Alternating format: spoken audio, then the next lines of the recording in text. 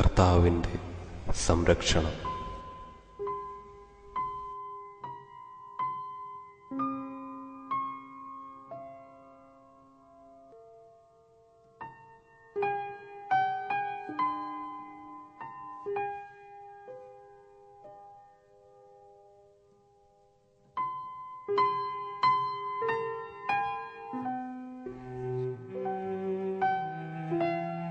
അത്യുന്നതന്റെ സംരക്ഷണത്തിൽ വസിക്കുന്നവനും സർവശക്തന്റെ തണലിൽ കഴിയുന്നവനും കർത്താവിനോട്, എൻ്റെ സങ്കേതവും എൻ്റെ കോട്ടയും ഞാൻ ആശ്രയിക്കുന്ന എൻ്റെ ദൈവവും എന്ന് പറയും.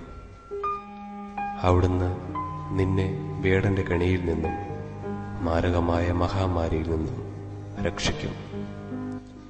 തൻ്റെ തൂവലുകൾ കൊണ്ട് അവിടുന്ന് നിന്നെ മറച്ചുകൊള്ളും.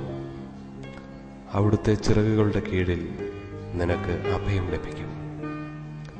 അവിടുത്തെ വിശ്വസ്തത നിനക്ക് കവചവും പരിചയമായിരിക്കും.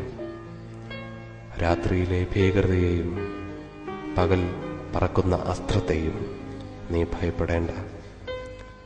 ഇരുട്ടിൽ സഞ്ചരിക്കുന്ന മഹാമാരിയെയും നട്ടുച്ചയ്ക്ക് വരുന്ന വിനാശത്തെയും നീ പേടിക്കേണ്ട.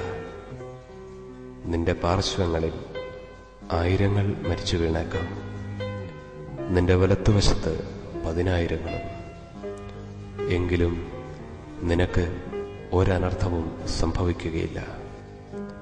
ദുഷ്ടരുടെ പ്രതിഫലം നിന്റെ കണ്ണുകൾ കൊണ്ട് തന്നെ നീ കാണും. നീ കർത്താവിൽ ആശ്രയിച്ചു, അത്യുന്നതനിൽ നീ വാസമുറപ്പിച്ചു. നിനക്ക് ഒരു തിന്മയും ഭവിക്കുകയില്ല, ഒരനർത്ഥവും നിന്റെ കൂടാരത്തെ സമീപിക്കുകയില്ല. നിന്റെ വഴികളിൽ നിന്നെ കാത്തുപാലിക്കാൻ അവിടുന്ന് തൻ്റെ ദൂതന്മാരോട് കൽപ്പിക്കും. നിന്റെ പാദം കല്ലിൽ തട്ടാതിരിക്കാൻ അവർ നിന്നെ കൈകളിൽ വഹിച്ചുകൊള്ളും. സിംഹത്തിൻ്റെയും അണലിയുടെയും മേൽ നീ ചവിട്ടി നടക്കും.